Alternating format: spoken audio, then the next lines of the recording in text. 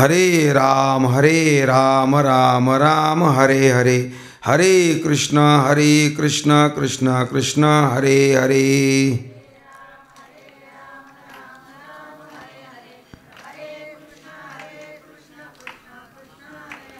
हरे राम राम राम हरे हरे, हरे कृष्ण कृष्ण कृष्ण हरे हरे।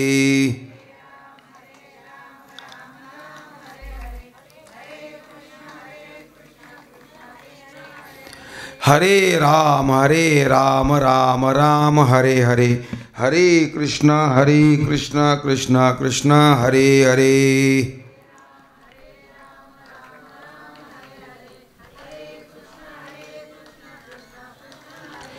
हरे राम राम राम हरे हरे, हरे कृष्ण कृष्ण कृष्ण हरे हरे।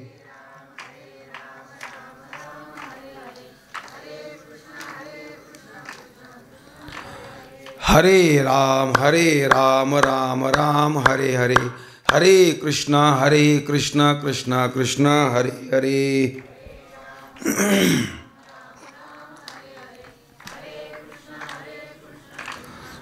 पुंडलिक वरदारी विठ्ठल श्री ज्ञानदेव तुकाराम पंढरीनाथ भगवान की, सद्गुरु निवृत्तीनाथ महाराज की जय, स्वानंद सुखनिवासी जोग महाराज की जय। तैसे हरपले आपण पे पावे, तै संता ते पाहता गिंसावे, म्हणोनी वानावे ऐकावे तेची सदा। तैसे हरपले आपण पे पावे, तै संता ते पाहता गिंसावे, म्हणोनी वानावे ऐकावे तेची सदा। प्राप्त प्रसंगी प्राप्तस्थली या धर्ममंडपामध्ये जमलो आपण। आपल्या या शिवणे गावाच्या शिवारामध्ये संपूर्ण दिंडोरी तालुक्यातर्फे दिंडोरी तालुक्यातील वारकऱ्यांच्या सद्भावातून, प्रयत्नातून, श्रद्धेतून, निष्ठेतून आणि योगदानातून शुभ संकल्पाद्वारे केलेल्या या भव्य दिव्य अशा सोहळ्याचं आयोजन, त्यामध्ये सर्व कार्यकारी मंडळी, ज्ञानेश्वरी पारायण समिती मंडळी, संपूर्ण निष्ठावान वारकरी आणि तुम्ही सर्व उपस्थित असणारे भावी अर्थात कीर्तनकार मंडळी, सर्व साधक मंडळी, महाराज मंडळी, आपल्या सर्वांच्या सहयोगाने या कार्यक्रमाचं केलेलं आयोजन, कार्यक्रमाची सुरुवात होऊन आजचा दुसरा दिवस आणि दुसऱ्या दिवसाची ही प्रवचन सेवा मी स्वीकारलेली आहे। अर्थात पत्रिकेत नमूद केल्याप्रमाणे आज माझी सेवा नक्कीच नव्हती, मी अतिक्रमण केलं आजच्या प्रवचन सेवेवरती, कारण माझी सेवा 13 तारखेला होती। पण माझ्या वैयक्तिक काही अडचणीमुळे हरिभक्तीपरायण पांडुरंग पाटील यांना मी विनंती केली, महाराज पांडुरंग पाटील म्हटले तुम्ही या आणि सेवा आज करा। ज्यांची सेवा आज होती कदाचित त्यांना सांगितलं गेलं असेल तुम्ही सेवा नंतर करा, त्यांची दिलगिरी व्यक्त करतो। तुम्हा सर्व सज्जन मंडळी, महाराज मंडळी सर्वांना सप्रेम जेहरी करतो आणि आपल्या या आजच्या प्रवचन सेवेला सुरुवात करतो। आता एवढ्या भव्य आणि दिव्य कार्यक्रमाचं आयोजन करणं एवढं सोपं आणि सहजासहजी होऊ शकत नाही। 2 महिन्यापासून चाललेली ही तयारी आहे। निमित्त काय आहे तर आपल्या सर्वांना कल्पना आहे की संपूर्ण महाराष्ट्र यांच्या वाणीनी म्हणूया, पारमार्थिक कार्याने म्हणूया, लोकांच्या प्रेमासह बाबांनी दिलेल्या प्रेमाने म्हणूया ढवळून निघालेला असे एक वारकरी संप्रदायातली आगळे वेगळे व्यक्तिमत्व, परमपूज्य परमादरणीय गुरुवर्य पांडुरंग बाबा घुले यांच्या अमृत महोत्सवी म्हणून 75वे वर्ष साजरं होते या ठिकाणी. आजपर्यंत बाबांनी आपल्या वयामध्ये केलेलं पारमार्थिक कार्य हे फार मोठं उज्ज्वल आहे आणि उत्तुंग अशा स्थानाला पोहोचलेलं आहे. बाबा जसे 75 वर्षामध्ये पदार्पण करतायत, तसं त्यांच्या जीवनातला पारमार्थिक कार्यसुद्धा फार मोठी उंची गाठते आहे आणि गाठलेली आहे. मला आठवते गाथा मंदिराचं जे कार्य बाबांनी हातात घेतलं आहे, घुले बाबांनी, या कार्यक्रमाच्या पाठीमागे आणि मंदिर बांधण्याच्या गाथा मंदिराच्या पाठीमागची पार्श्वभूमी जी होती, संकल्प जो होता तो वैकुंठवासी हरिभक्तीपरायण माधवबाबा मगरांचा होता. बाबांचं माझ्यावरती अतिशय प्रेम होतं मगर बाबांचं. आणि बाबा मला बोललेसुद्धा होते 2-4 वेळेला. त्याच माझ्या लक्षात आलं की गाथा मंदिराची उभारणी होती आहे आणि ती पार्श्वभूमी समोर घेत असताना गाथा मंदिर बनवावं या विचारात असताच घुले बाबांना जवळ घ्यावं, अजून काही मंडळाला जवळ घ्यावं, परंतु कार्य पूर्ण होण्याच्या अगोदर माधवबाबा मगर हे आपल्यातनं निघून जावं, हे आपलं दुर्दैव म्हणावं लागेल. आणि ते कार्य फार मोठ्या प्रयत्नाने, अट्टहासाने आणि निष्ठेने तडीस नेऊन पूर्ण केलं हरिभक्तीपरायण गुरुवर्य घुले बाबांनी. बाबांचे कार्यक्रम जिथे जिथे असायचे तिथे तिथे मी हजर राहतो. आमच्या मालेगाव तालुक्यात नाशिक जिल्ह्यामध्ये प्रत्येक कीर्तनाच्या दिवशी शेवटी बाबांनी 10 ते 20 मिनटं गाथ्याकरता घ्यावं आणि लोकांना समजून सांगावं. बाबांनी असं लोकांना पटवून द्यावं की ज्या अभंगांना दगड बांधून दगड तरला, मग त्या अभंगाचं मंदिर का असू नये? कारण अभंगसुद्धा हा एक सेतूच बनवला गेला आहे. असं म्हटलं एका ठिकाणी, तुकाराम एक नाम दो अंग, तुकाराम एक नाम दो अंग, उनका सेतू भंग गया, इनका सेतू अभंग. तुकाराम या नावामध्ये 2 अंग आहेत, एक तुका आणि राम. पण हे पटवताना महाराज सांगतायत रामाने सेतू बनवला आणि तुकोबाराने सेतू बनवला. प्रभू रामचंद्रांनी वानरांना उतरवून जाण्याकरता दगडांचा सेतू बनवला. वानरं लंकेत उतरवून नेले, समुद्रातून पार पलीकडे उतरवलेत. पण तुकोबाराने जो सेतू बनवला आहे तो सेतू अभंगाचा बनवलेला आहे. असं म्हणतायत प्रभू रामचंद्रांनी बनवलेला सेतू हा बुडून गेला आहे. उनका सेतू भंग गया लेकिन इनका सेतू अभंग. असा सेतू बनवला आहे की ज्या सेतूचा भंग होणार नाही. का? कारण मुळात त्या सेतूला लावणारे दगड जे आहेत लावलेले ते म्हणजे अभंग आहेत. आणि अभंग हे संजीवनी आहे. आज आपण बघतोय एका अभंगावरती काही कीर्तनकार आपलं अख्खं आयुष्य घालवतात आणि चाललेला आहे पूर्ण महाराष्ट्रभर कार्यक्रम. एवढी ताकद अभंगात आहे तुकोबारा यांच्या. असली अभंग तुकोबाराने आम्हाला दिलेली आहे. हा अभंग नुसता अभंग नाही, तर हा सेतू म्हटला आहे. ज्याप्रमाणे प्रभू रामचंद्राने वानरांना उतरून नेलं समुद्रातून पलीकडे, त्याप्रमाणे नरांना म्हणजेच मानवी जीवनाला उद्धरून जाण्याकरता या भवसागरातून तुकोबारांचे अभंग हा एक सेतू बनवला गेला आहे.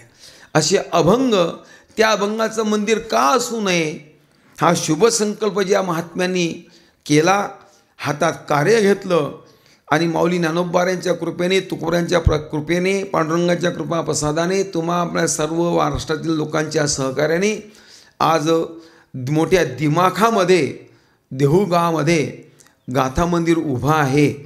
मला असं वाटते फार मोठे श्रेय हरिभक्तीपरायण घुले बाबांना जात आहेत या गोष्टीचे. आणि बाबांचा अमृत महोत्सव साजरा होतो यात कौतुक नाही. कारण सांगेल की याच्याकरता खूप मोठा अट्टहास करावा लागला, दिवस रात फिरावं लागलं, लोकांना पटवून द्यावं लागलं, आर्थिक बाब भक्कम करावी लागली. आणि गाथा मंदिर आज उभं आहे. आज आम्ही जातो रुबाबात सांगतोय आमच्या तुकोबारांच्या अभंगांचं हे मंदिर आहे. अभंग मंदिर म्हटलं तर गाथा मंदिर म्हटलं जातं त्याला.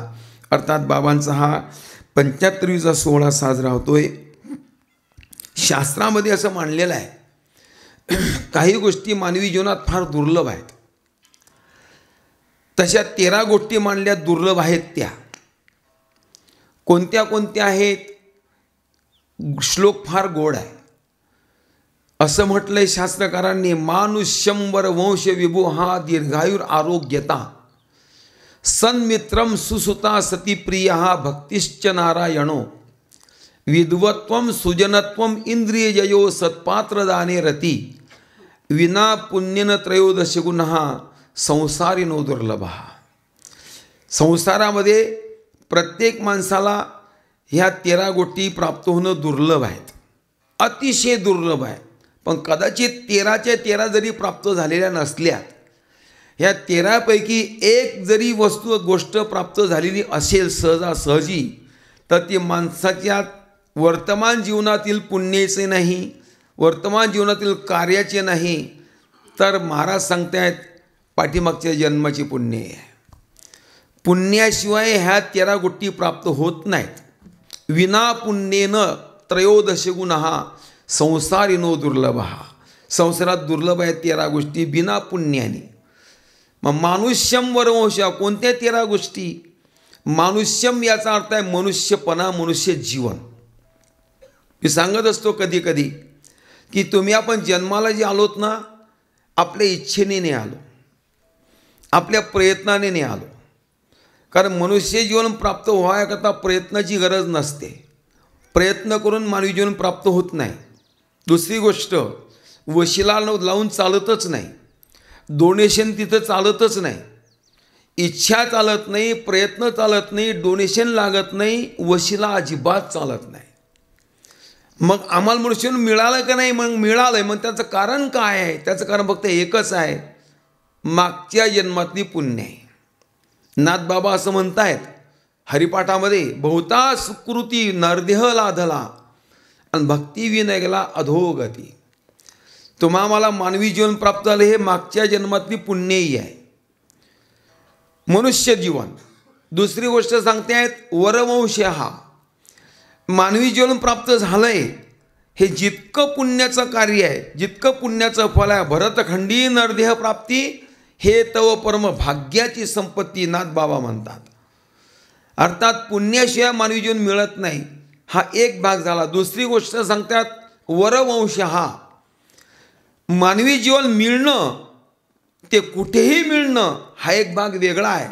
पण पवित्र कुळात जर मिळाला असेल हे परम भाग्याचं लक्षण आहे.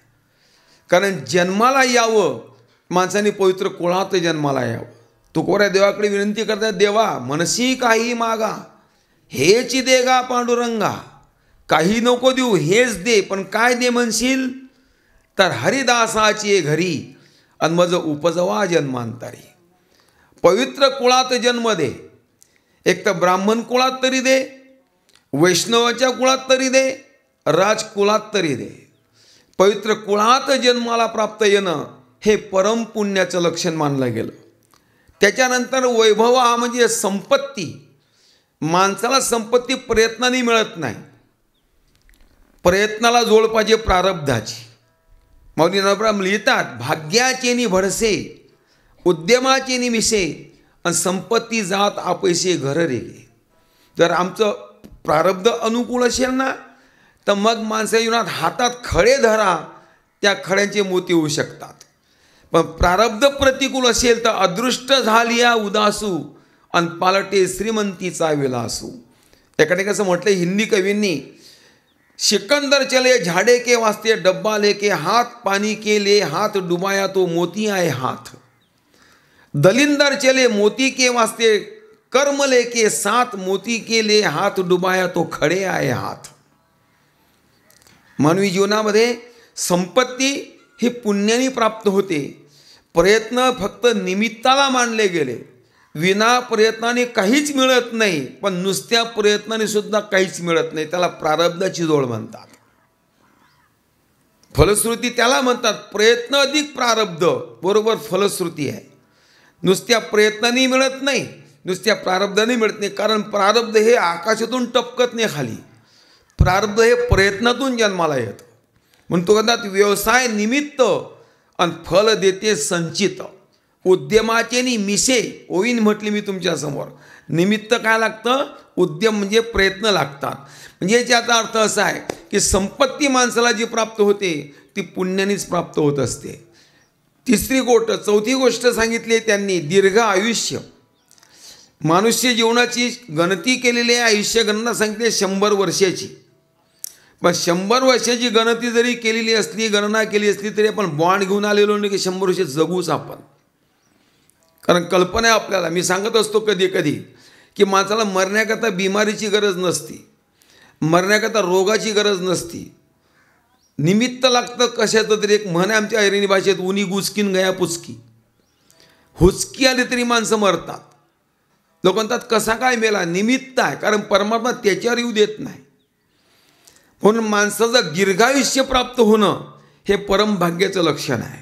आणि आजही बघा आमच्यात लोक अजून जगत आहेत. 100 वर्षे गाठलीत लोकांनी. काही मी भाग्यवान आहे, माझे वडील 2 महिने झालेत वारलेत. 96 वर्षाचे म्हातारा वारले माझे वडील, 96 वर्षाचे. पण कौतुक सांगेल तुम्हाला, माझे वडील आहे म्हणून सांगणार नाही, वस्तुस्थिती सांगेल. मरेपर्यंत माझे वडील ज्ञानेश्वरी बिना चष्म्याने वाचली. चालता चालता माझे वडील वारलेत. चालू अगदी जेवण केलं, झोपले, झोपूनच गेले डायरेक्ट.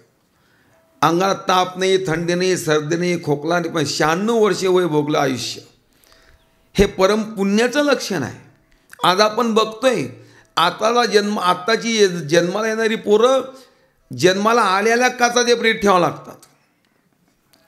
डॉक्टर म्हणतात त्याला काचाच्या पेटीत ठेवावं लागेल. दुर्दैव आहे महाराज, ज्या पोराच्या तोंडामध्ये आईचं स्तन पाहिजे त्या काळी त्या तोंडात कापसाचा कोरडा बोळा असतो, पोरं काचाच्या पेटीत ठेवलेलं असतं 15 दिवस. कसं आरोग्य प्राप्त होईल आम्हाला? कल्पना करा, 2.5 वर्षाच्या मुलाला सध्या डायबिटीज झाली, कसं आरोग्य मिळेल आम्हाला?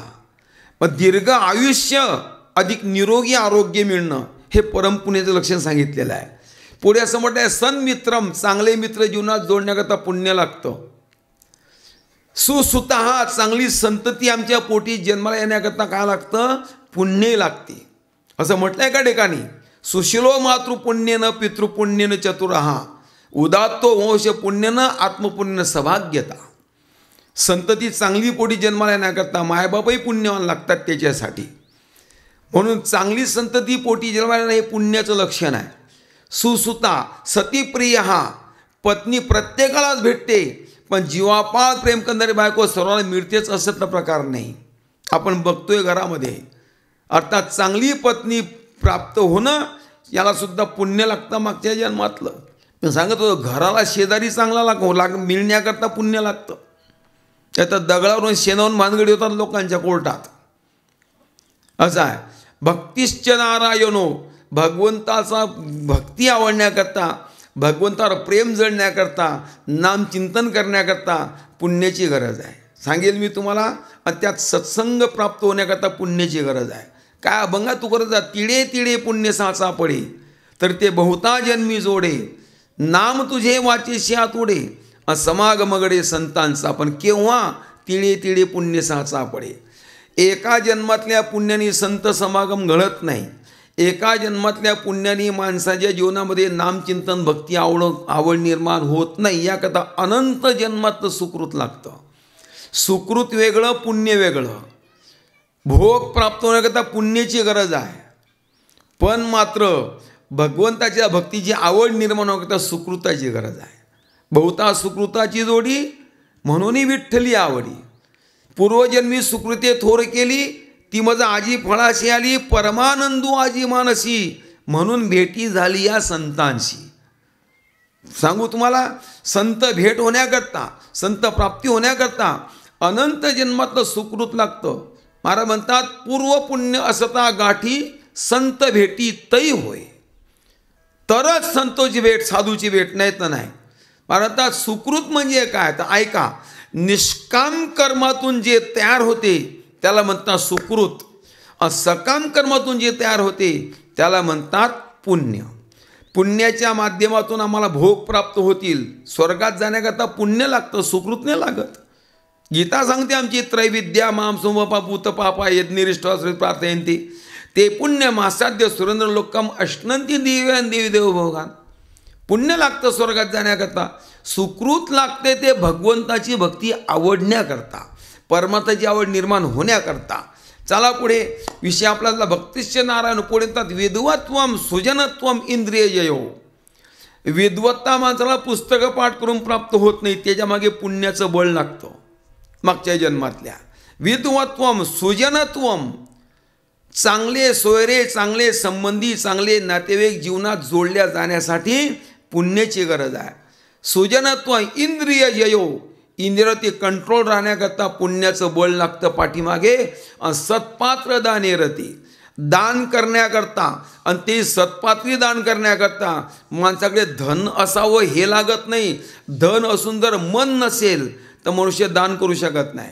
मग सत्पात्री दान करण्यासाठी पाठीमागे पुण्याची गरज आहे. अशा 13 गोष्टी ज्या जीवनात मी तुम्हाला सांगतो श्लोकाच्या माध्यमातून, ह्या पुण्याशिवाय प्राप्त होत नाही. कशा करता सांगितलं तुम्ही महाराज हे असं कधी तुम्ही म्हणाल.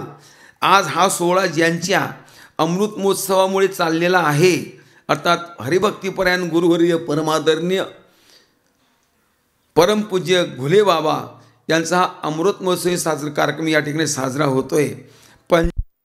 पर्यंत जीवनाच्या बिनदिक्कतपणे, विना तक्रारपणे, एवढ्या मोठ्या धडपडीमध्ये जीवन जगत असताना, एवढा परमार्थ लोकांमध्ये रुजवत असताना, घराघरामध्ये, गावागावामध्ये ज्यांच्या व्याख्यानातून, ज्यांच्या कीर्तनप्रोच्या माध्यमातून आज लोक परमार्थाला लागलीत, असे व्यक्तिमत्व घुले बाबांचा हा 75वा वाढदिवस, आपला 75वी साजरी होते. वाढदिवस नाही हा, वाढदिवस हा शब्द आला माझ्या तोंडामध्ये, माफी मागतो नाही का. अर्थात हे अमृत महोत्सव साजरा होतोय बाबांचा 75 वर्षेपर्यंत.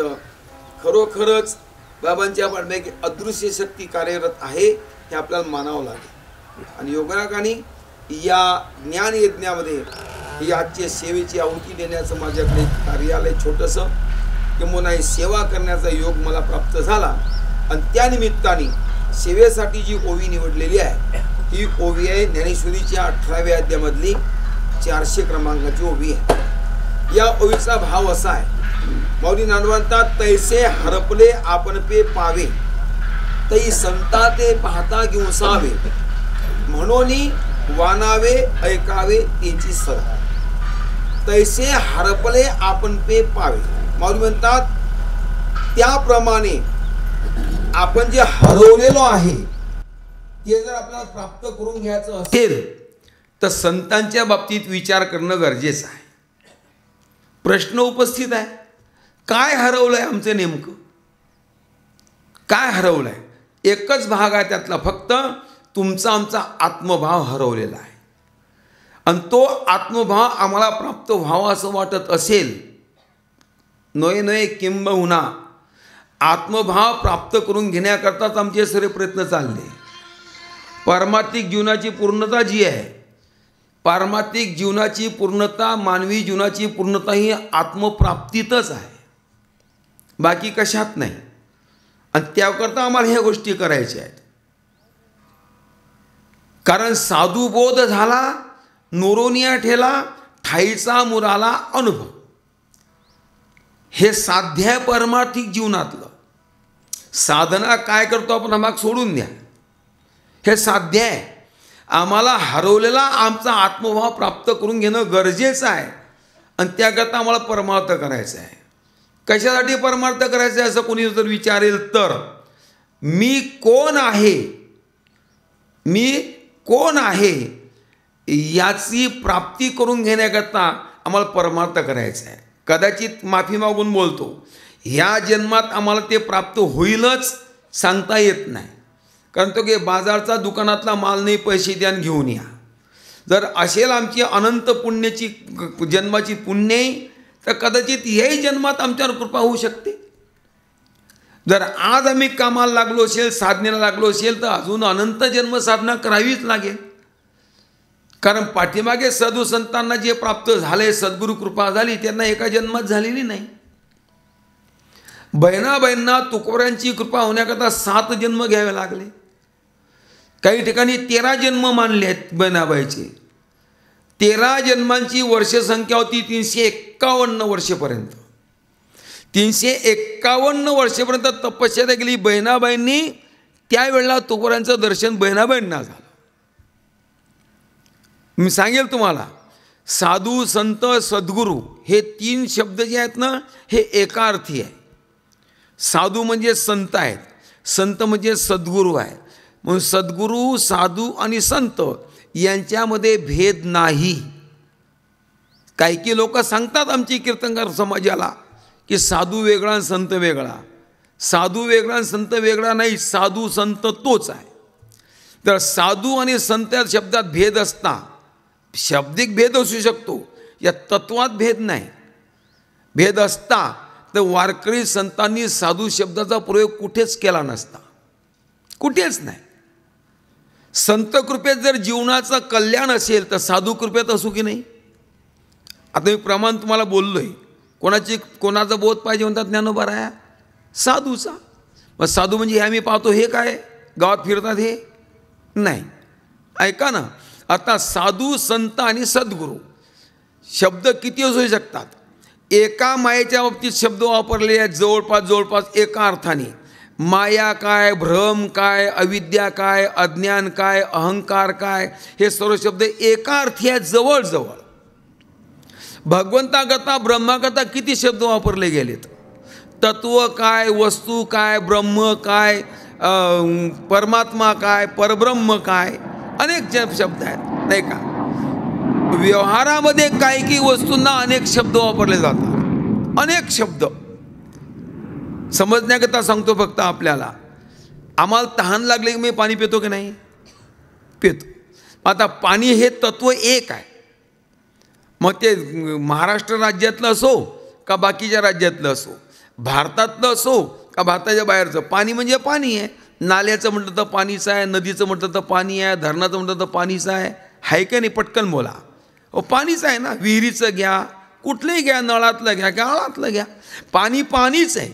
मग जर सर्व ठिकाणचं पाणी एकच तत्व म्हणून जर पाणी आहे तर मग त्या पाण्याला नावं किती पाहिजे होते? एकच पाहिजे होतं ना. मग आता पाणी म्हणून तत्व एक आहे, त्याला काय नाव एकच आहे? किती नाव आहे मोजा सांगतो मी तुम्हाला. पाणी म्हणजे पाणी, उदक म्हणजे पाणी, जीवन म्हणजे पाणी, जल म्हणजे पाणी, तोय म्हणजे पाणी, नीर म्हणजे पाणी, नार म्हणजे पाणी, अंब म्हणजे पाणी, आप म्हणजे पाणी, सलील म्हणजे पाणी आणि वॉटर म्हणजे पाणी. किती झाले? पटकन बोला. झालेत ना. हे नावं कोणाचे बोललो मी? पाण्याचे आहे नाही का. नावं असू द्यात. हो, पाणी तत्व एक आहे. तसं परमात्मा एक आहे, त्याला नावं अनेक असू शकतात. तसं साधू म्हटलं की संत तत्व एकच आहे. संत वाङ्मय आणि शास्त्रामध्ये साधू संत सद्गुरू हे शब्द वापरले गेले विशेषण म्हणून. यात भेद मानायचा अजिबात नाही. चला पुढे. आपला विषय असा चालला आहे की आम्हाला आत्मप्राप्ती करून घेण्याकरता हा सर्व प्रपंच करायचा आहे, बाकी काहीच नाही. मग प्रश्न असा आहे, आत्मप्राप्ती करून घ्यायची आहे म्हटल्यानंतर आम्हाला प्राप्त नाही आहे का? नाही आहे का? आत्मप्राप्ती आम्हाला झालेली नाही आहे का? प्राप्तच आहे. ऐका, प्राप्तच आहे, पण त्याची फक्त ओळख करून घ्यायची आहे, बाकी काही नाही. म्हणून असं म्हटलेलं आहे, अप्राप्तस्य प्राप्ती ही योग आणि प्राप्तस्य परिपालनम क्षेम. प्रपंचात अप्राप्ताची प्राप्ती आहे आणि परमार्थात प्राप्ताचीच प्राप्ती करून घ्यायची आम्हाला. तैसा हृदयामध्ये मी रामू.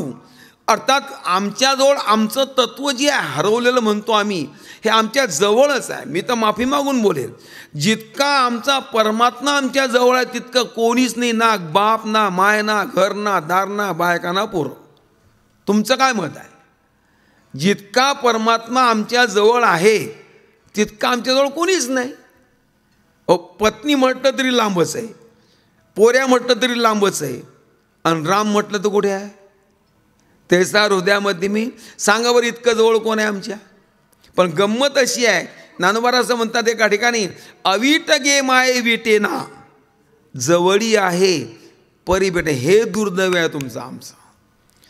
मीराबाई हसतात आमच्या जिंदगीला, जीवनाला, जगण्याला. पाणी मोमिन प्यासी मोहे सुन सुन आवत हासी. अरे आत्मज्ञान बिना नर भटकत है, कहा मथुरा कहा काशी मोहे सुन सुन आवत हासी. लोकांना महाराज 4 वेळा काशी केली, गेली काशी. हे तर मान्य आहे ना. काशी करून आत्मप्राप्ती होते काय? काशी करून आत्मप्राप्ती होते? ज्ञानवाद एक अभंग फार गोळ आहे.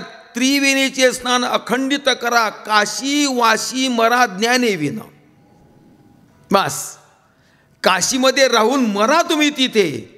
ज्ञानाशिवाय प्राप्ती नाही, आत्मप्राप्ती. लिंग देह भंग जव झाला नाही, तोवरी पापाही मुक्ती कैची. जोपर्यंत लिंग देहाचा भंग होत नाही तोपर्यंत आत्मप्राप्तीचा संबंधच नाही. मग आम्हाला गरज ज्याची आहे ती आम्हाला प्राप्तचा मग दिसत का बरं नाही? हे विचारा. आपले फक्त 15 मिनटं शिल्लक राहिले. 4:45 मी आटोपणार आहे कार्यक्रम. प्राप्त असून नाही प्राप्ती. विचारसागर असं सांगताय, वस्तूचं अस्तित्व असेल पण वस्तूचं ज्ञान नसेल ते वस्तू असण्यात असून नसण्यात जमा असते. मग वस्तूच्या अस्तित्वासह वस्तूच्या ज्ञानाला किंवा भोगाला महत्त्व आहे. आहे वस्तू पण ज्ञान नाही, आहे वस्तू पण जाणीव नाही, आहे वस्तू पण भोग नाही. काय कामाचं आहे? तुमच्या घरात साखरचं पोतं भरलं समजा, म्हणा, तर म्हणा. मग मी का मागायला येतो 2 किलो द्या, इथले घाबरता म्हणा. साखरचं पोतं घरात भरलंय पण चहा बिन साखरचा पेता येत ते काही उपयोग आहे? मग पोतं भरलं काही कामाचं आहे? वस्तू आहे ना, भोग नाही ना, असून महत्वाची काय? तुमच्यात कंडक्टर काय? कोणी कंडक्टर आहे? बँक कॅशियर असू द्या. तुमच्या लक्षात येऊन जाईल, बँकेचा कॅशियर दिवसातून किती रुपये मोजतो सांगा बरं? बोला ना. करोडो रुपये. आता ज्या माणसे आता दररोज करोड रुपये येतात तो माणूस गरीब पाहिजे का श्रीमंत? श्रीमंत पाहिजे ना. का आज किती जमा झाले? तर 3 कोटी बँकेत जमा झाले. ते 3 कोटीचा मालक तोच आहे ना. मागावर 2 रुपये उसने नाही देऊ शकत ना. तो मला खर्च करायचा देखणं तुम्हाला कसली देऊ? पैसा असणं आणि पैशाचा भोग होणं हे वेगळं आहे. कंडक्टर लोक पहा तुम्ही, नाशिक ते पुणे गाडीत कंडक्टर बसतो, 50 सीटं गाडीत टाकतो, 300 रुपये सीट धरा समजा एका माणसाचं भाडं. 50 टाकली की 5 ते 15,000 रुपये इकून घेऊन जातो एक ट्रिप, पण तिकडनं 15,000 आणतो. किती रुपये झाले खिशात कंडक्टरच्या? 30,000 रुपये. साधा श्रीमंत आहे, रोजचे 30,000 मागून तर 10 रुपये उसने घरापर्यंत. मग त्याच्या खिशात पैसे नाही का? आहे. तो मोजतो तो, कमवतो तो, जोडतो तो, सांभाळतो तोच. पण 10 रुपये खर्च करायचा अधिकार नाही. पैशातून मजा आहे का? खरंच सांगा. मग काय गंमत आणि काय कमायचे ते? तसं वस्तू असावी, तिचा भोग असावा. वस्तू असावी, तिचं ज्ञान असावं. मग का? तर आम्हाला आत्मप्राप्ती आहेच आहे, मग असून भोग नाही तिचा, अजून ज्ञान नाही तिचं, मग फायदा काय असून? महत्त्वाचं आहे की नाही? मग त्याची जाणीव आम्हाला करून घ्यायची आहे. मग आहे तर का मिळत नाही? आहे तर का कळत नाही? आहे तर का दिसत नाही? तर माफी मागून बोलतो, आहे प्राप्त पण न मिळण्याची कारणं सांगितली ज्ञानोबाऱ्यांनी. माऊली म्हणतात, अर्जुना ऐक ना, दुपारचा सूर्य असतो, तापतो कडक चैत्र महिन्यातला. तापता तापता 12चे 12:30 वाजले आणि अचानक सावली पडली जिकडे तिकडे, छाया झाली, सूर्य दिसेन असा झाला. काय झालं तुमच्या? सूर्य मावळला का? नाही. ढग आला आणि त्या ढगाने काय केलं? सूर्याला झाकलं. हे तुमच्या लक्षात आलं.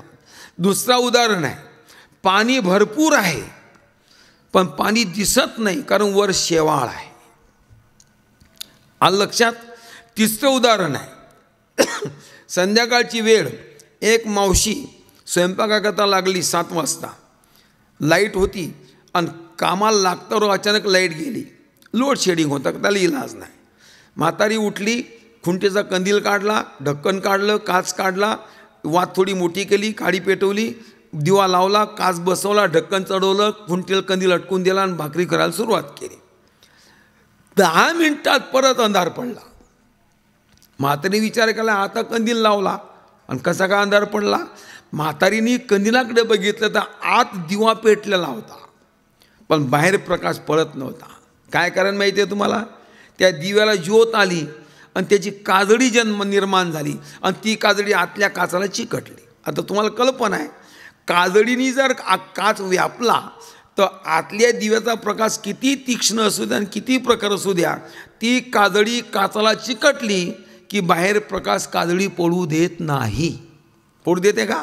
नाही. तुम्हाला किती उदाहरण दिलीत मी? 3. आता ऐका.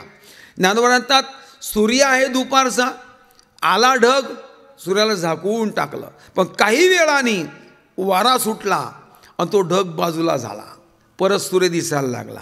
पहिल्यांदा होता, मध्ये दिसत नव्हता, आता परत दिसायला लागला. व्यवहार घडला काय? ढग आला, वाऱ्याने दूर नेला, सूर्य दिसायला लागला. म्हणतात वारा आभाळची फेडी. बस, वाचुनी सूर्य न घडी.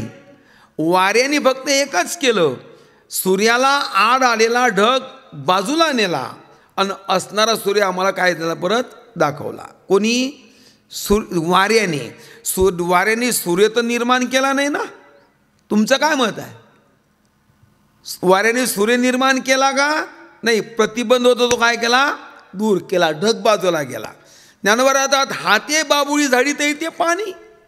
एक ग्रस्त प्रवास करत होता, रस्त्याने जाता जाता तहान लागली, शोध घेतला पाण्याचा, कुठं काही मिळेना. एका शेतात एक वारकरी माणूस वखर हाकलत होता. त्यांनी विचार केला, आपल्याला रस्त्याने काही पाणी, पण वखर ज्या हाकलतो आहे, काम करतो, त्याच्याकडे पाणी असलं पाहिजे. तो मोठ्या अपेक्षेने त्या शेतकऱ्याकडे गेला. ओ शेतकरी दादा, जय हरी जय हरी. दोघेही माळकरी होते. जय हरी जय हरी जय हरी. म्हणजे जय हरी. हे बघा, नका पोट भर देऊ, नका घोड भर देऊ, नका तांब्याभर देऊ, पण ओट ओलीत इतकं पाणी तरी द्या. इतकंसं कार भाऊ. खूप तहान लागली, व्याकुळ झाला प्राण. शेतकऱ्यानं वखर उभा केला, सांगितलं दादा पोटभर पे पाणी. मग पटकन द्या म्हणे. द्या नाही, हा नाला आहे का तिथे समोरचा? म्हणे हो, द्या त्या नाल्यात पाणी आहे म्हणे, जा पोटभर प्या. मोठ्या अपेक्षेने तो झप गेला तिथे नाल्याच्या काठा उभा राहिला आणि खाली वाकून पाहिलं तर त्याला असं दिसलंय की पाणी दिसलंच नाही, नुसता शेवाळ दिसला, पाणी काही दिसला नाही. आता संतापेन गेली त्याने शेवाळ पाहिला. परत त्या शेतकऱ्याकडे गेला. का हो म्हणे, चांगले माळकरी आणि लब्बाळ बोलता म्हणे तुम्ही. त्या माणसाला म्हणे तो घडी. आता माळकऱ्याला कोण काय बोलून सांगता येत नाही, हे तुम्हालाही मान्य आहे. काय बऱ्याच लोकांची अपेक्षा आहे की माळकऱ्यांनी खोटं बोलूच नाही, आणि माझंही मत आहे खोटं बोलूच नाही, कारण माळकरी अन्न खातात म्हणून खोटं बोलू नये. गंमत अशी आहे, तो चांगले माळकरी म्हणे खोटे बोलता, लबाड बोलता, म्हणे पाणी तरी आहे का त्या नाल्यात? तो इतक्या दूर टणकवलं मला. तो म्हणे का रे भाऊ? म्हणे काय तुला पाणी दिसलं नाही? म्हणे नाही. मग नाल्यात तुला दिसलं काय रे? म्हणे नुसता शेवाळ दिसला. म्हणे येड्या, शेवाळ का डांबरीकरण येतो का कंक्रीटवर येतो? अरे ज्या अर्थी शेवाळ आहे त्या अर्थी खाली काय आहे? पाणी आहे ना. म्हणे दिसलं नाही ना. म्हणे हात घालून बाजूला करणं, पाणी मिळीन ना. ओय, परत गेला, हाताने शेवाळ बाजूला केला आणि मस्त पोटभर पाणी पेला. लक्षात आलं ना तुमच्या? दृष्टांत तिसरा काजळीचा बोललो मी तुम्हाला. ज्या मावशीला काळा दिसला, तिला जर पाणी पाहिजे, आपला उजेड पाहिजे, तिने काय करायला पाहिजे? हातातलं काम टाकून द्यावं, कंदील खाली घ्यावा, ढक्कन काढावं, काच काढावा, काच राखेनी म्हणा, पाण्याने म्हणा, फडक्याने म्हणा स्वच्छ पुसून घ्यावा, त्या दिव्याला ज्योत कमी करावी, वात कमी करावी आणि परत काच चढवून द्यावा. प्रकाश मिळेल की नाही? मग आता तिन्ही उदाहरणाचं सविस्तर चिंतन असं आहे. सूर्य होता, झाकला, प्रतिबंध ढगाचा आला, वारा सुटला, वाऱ्याने ढग बाजूला नेला, सूर्याचं दर्शन घडलं. सूर्य निर्माण केला नाही. पाणी होतं, शेवाळाने झाकलं, हाताने शेवाळा बाजूला केला, पोटभर पाणी पेला. म्हणून हाताने पाणी निर्माण केलं नाही. म्हातारीला अंधार पडला, म्हातारी आली, काचाची काजळी पुसून टाकली, परत काच बसून त्याला प्रकाश मिळाला. मान्य आहे का? नेमकं तसंच आहे. ज्ञानोबा असं म्हणतात, सूर्य त्याचा होताच पण झाकला. पाणी होतंच पण झाकलं. प्रतिबंध सांगतो, दिवा पेटलेलाच होता पण झाकला काजळीने. नेमकं तसंच आहे, आमचा आत्मभाव आम्हाला प्राप्तच आहे, पण प्राप्त असून का दर्शन नाही, का मिळत नाही, का कळत नाही, का भोग नाही, याला कारण एक आहे, फक्त प्रतिबंध आहे. आणि ते प्रतिबंध दूर झाले की आहे तेच आम्हाला प्राप्त होऊ शकतं. पण गंमत अशी आहे, मग आता सूर्याला प्रतिबंध ढगाचा होता, बरोबर आहे ना. हां, पाण्याला प्रतिबंध शेवाळाचा होता, दिव्याच्या प्रकाशाला प्रतिबंध काजळीचा होता. मग इथं प्राप्त असणे आत्मतत्व न मिळण्याला कारण प्रतिबंध काय ते तर सांगा. फक्त एकच आहे, अहंकार, बाकी दुसरं काहीच नाही. आणि गंमत आहे काय कशी आहे आणखीन, ज्या ढगानी ज्या सूर्याला झाकून टाकलंय, गंमत अशी आहे, तो ढग कोणाच्या उष्णतेने निर्माण झाला. हॅलो, ढग कुठे निर्माण होतो? पाण्यावर. कोणाच्या? समुद्राच्या. मान्य आणि पटकन सांगा. समुद्राच्या पाण्यावर ढगाची निर्मिती आहे. आता पाण्याचं बाष्प तयार होणं, तुकाराम म्हणतात ना, क्षरला सागर गंगा ओगी मिळे. पाण्याचं बाष्प जे तयार होते हे सूर्याच्या उष्णतेमुळे होते. आता गंमत याची आहे, सूर्याच्या उष्णतेने ढग निर्माण झाला आणि त्या ढगाने सूर्यालाच झाकून टाकलंय. लक्षात राहू द्या बरं हे वाक्य. निर्माण कुठे झाला? सूर्याच्याच उष्णतेने निर्माण झाला आणि झाकलं कोणाला? सूर्यालाच झाकलं. हे विसरू नका. शेवाळ कशामुळे निर्माण झाला? पाण्याच्याच पोटी जन्माला आला आणि कोणाला झाकून टाकलं? पाण्यालाच झाकून टाकलं. काजळी दिव्याच्याच पोटी जन्माला आली आणि कोणाच्या प्रकाशाला झाकून टाकलं? दिव्याच्याच. माऊली सांगू तुम्हाला, तसंच आहे. अहंकाराने आमचं प्राप्त असणारं आत्मतत्व जे आहे हे झाकून टाकलं. अहंकार काय दुकानातून येतो घुसतो असं समजायचं नाही. अहंकारसुद्धा इथेच निर्माण होतो. आपल्याला कल्पना आहे, वेदांतशास्त्रामध्ये मल, विक्षेप आणि आवरण हे जे 3 दोष मानले गेले हे प्रतिबंधच आहे. आवरण म्हणजेच अज्ञान आहे, अज्ञान म्हणजेच अहंकार आहे. जोपर्यंत अहंकार दूर होत नाही, त्यानंतर लिहितात, तैसा आत्मदर्शनी आढळू असे अविद्येचा मळू. अविद्या म्हणजे अहंकार. अर्जुन, आत्मप्राप्ती असूनही आत्म्याचा भोग किंवा ज्ञान का नाही? याला कारण आहे, त्याच ठिकाणी आत्मस्वरूपाच्या जागी अहंकार तयार झाला आणि त्याच अहंकाराने असलेल्या आपल्या निज स्वरूपाला झाकून टाकला. का गंमत आहे. माऊली पुढे लिहितात, एक वरचील देहाची गवसणी फेडुनी. काय ओवी गोळ्या पा. वरचील देहाची गवसणी फेडुनी, आहाच अहंकाराचे रज झाडुनी, अशुद्ध वासना निवडुनी आपण आपे मेळवी. ज्या अहंकाराखाली आमचं आत्मस्वरूप झाकलेलं आहे तेच अहंकार, तेच अविद्या, तेच अज्ञान संत काय करतात? आपल्या कृपेच्या द्वारा त्याला दूर करतात आणि आपल्या खऱ्या स्वरूपाची आम्हाला जाणीव करून देतात. तरी महावाक्याचे नावे गुरुकृपेचे थावे, माथा हात ठेविला नोहे थापटीला जैसा. एका क्षणात तुमची आमची ओळख होती त्याची, एका क्षणात. हा, पण तसा समोरचा तयार पाहिजे. कसा कसा कसा हा, नाही तर तुम्हाला कल्पना आहे, झोपणारे 2 प्रकार आहे, ओरिजिनल झोपलेला आणि ढोंगी झोपलेला. यातला फरक आहे की नाही? ओरिजिनल झोपलेल्या माणसाच्या खाटीला धक्का लागला होता, तळकन उठतो, काय झालं बा. आणि ज्यांनी झोपेचं ढोंग घेतलं, तुम्ही पकवास फुटेपर्यंत वाजव त्याच्या कानाजवळ, तो ढोंगीच आहे ना. हां, सांगेल तुम्हाला मी. अहंकार घालवण्याकरता, साधूची कृपा होण्याकरता, साधूचा बोध होण्याकरता तशी आमची तयारीसुद्धा लागते. तयारी जो जिज्ञासू असेल ना त्याला शक्य आहे, जो मुमुक्षू असेल ना त्याला शक्य आहे. जिज्ञासू मुमुक्षू याचे अर्थ काय गोळा आहे का ना. मुमुक्षू कोणाला म्हणतो आम्ही? मोक्षाची इच्छा आहे तो, नुसती इच्छा जाऊन चालत नाही.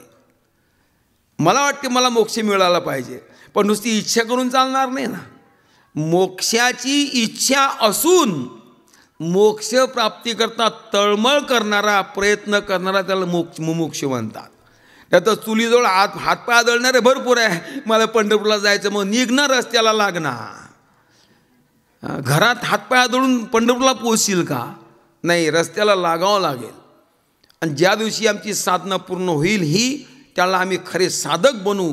आणि एकदा आम्ही साधक बनलो की आमच्यावरती गुरुकृपा होईल. महाराज, मी सांगेल तुम्हाला, संसार ऐसा दारुण, जो भेटल्याची हरे सीन, ऐसा ज्ञानदानी सकरून भजिजे गुरु, ऐसी कर्म साम्य दशा, जेत होय विरेशा, तो सद्गुरू आपैसा भेटेची गा. फक्त आमची तयारी लागेल. माफी मागून बोलेल, ज्या पोराला असं वाटतं की यांनी उचलून घ्यावं त्या पोराने खेळत बसू नये. काय काय काय काय काय ज्या मुलाला असं वाटतंय की आईने मला उचलून घ्यावं कडेवर, त्या मुलांनी खेळत बसू नये, त्यांनी रडत बसावं. तुमचं काय मत आहे? कारण मुलगा खेळतो, आई पाहत नाही त्याच्याकडे. खेळतं ना पप्या, खेळू द्या. हां, पण जेव्हा मुलगा रडायला लागतो ना माऊली, नवऱ्याला वाढणं सोडते ती. नवऱ्याला वाढणं. नवरा जेवता होता, का ग कुठं चालली? ते म्हणजे ऐकायला येत नाही का, बाळ रडते माझं, पण मला जेवायचं कोण वाढील? म्हणे, अय तुम्हाला जेवायचं ना, हे भाजीची तुमच्या हाताने घ्या, तुमच्या हाताने खा. वाढणं सोडते नवऱ्याला. हां, त्याला आई म्हणतात. मग सांगेल तुम्हाला मी, आम्ही लोकांना एवढं करतो, भक्ती करतो, काय देव भेटत नाही, स्वप्नात येत काय येईल तुमच्यासाठी? प्रल्हाद रडला महाराज देवासाठी. रडला ना, त्याचा परिणाम काय झाला? प्रल्हाद नाम प्रल्हाद उच्चारी, तया सोडवी नरहरी, उचलून घेतला कडेवरी, आणि भक्ती सुखे निवाला. सांगू, आमची साधना अशी व्हावी. आणि ज्या साधनेत आमच्या शुद्धता असेल, निर्दोषता असेल, अशी साधना आमची पूर्ण झाली, आम्ही एकदा साधक म्हणून अंतःकरण तयार झालो ना अधिकारी, सद्गुरूला बोलवायची गरज नाही हो. गुरु करायला गुरुकडे जायची गरज नाही हो. आता सध्या फॅड निघाले, गाड्याच्या गाड्या भरतात. का रे गुरु करायला चाललो मी? सांगेल तुम्हाला, गुरु करायला गुरुकडे जायची आम्हाला गरज नाही. आम्ही इतके लायक बनाव की गुरुनी आमच्याकडे यावं. पटलं तर बघा तुम्ही. मी तुम्हाला असं विचारतोय, आंब्या झाडाला हजारो प्रकारच्या कैऱ्या असतात संख्येने, पण त्यातल्या काही कैऱ्याच्या पक्व होतात, परिपक्व होतात, की त्या कैऱ्याने राहता त्या शाखेत रूपांतरित होतात. कैरी म्हणजे तिचे 3 गुणधर्म आहे: रंग हिरवा, स्पर्श टणक, चव आंबट. आणि ती एकदा देठाला पक्व झाली वरती झाडावर की रंग हिरव्याचा पिवळा होतो, स्पर्श टणकचा मऊ होतो, आणि चव आंबटची गोड होते. काय म्हणतात त्याला? झाडावर अडकलेली शाख. हां, काही लोक आंबा म्हणतात त्याला. आंबा शाख यात नाही फरक कळत नाही काही केला. आंबा वेगळा, शाख वेगळी. आडीत पिकवलेला आंबा असतो, झाडाला पिकलेली शाख असते. मी तुम्हाला असं विचारतोय की जर झाडाची एकदा कैरी शाखेत रूपांतरित झाली की तुम्हाला असं विचारतो मी, त्या शाखेला पहिली टोच मारणारा पक्षी कोणता असतो? पोपट. मग ज्या पोपटाने त्या शाखेला टोच मारावी, त्या पोपटाला ह्या कैरीनी किंवा या शाखेनी मिस कॉल केलेला असतो का? निरोप देते का ती? का चिठ्ठी लिहिते, हरिभक्तीपरायण पोपट महाराज का सरखेळकर नाही?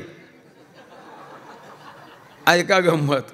चिठ्ठी नाही, निरोप नाही, कॉल नाही, काहीच नाही महाराज. एकदा कैरीचं रूपांतर शाखेत झालं की जसं पोपटाला बोलवा लागत नाही, एकदा आमची लायकी, आमचा अधिकार प्राप्त झाला साधनेच्या द्वारा, का गुरुला बोलवायची गरज लागत नाही.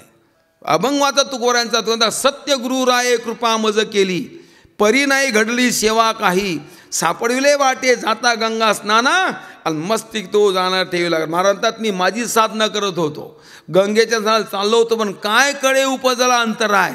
आलेत माझे सद्गुरू, माझ्या डोक्यावर हात ठेवला, बाबाजी आपुले सांगितले नाम, मंत्र दिला रामकृष्ण हरी, कृपा केली माओ शुद्ध दशमी पाहुणी गुरुवार, आणि केला अंगीकार तुका म्हणे. अर्थात ही साधना आमची असावी आणि आमचा अधिकार असा प्राप्त व्हावा. असा अधिकार जर आमचा प्राप्त झाला तर आमच्यावर संत कृपा होत असते.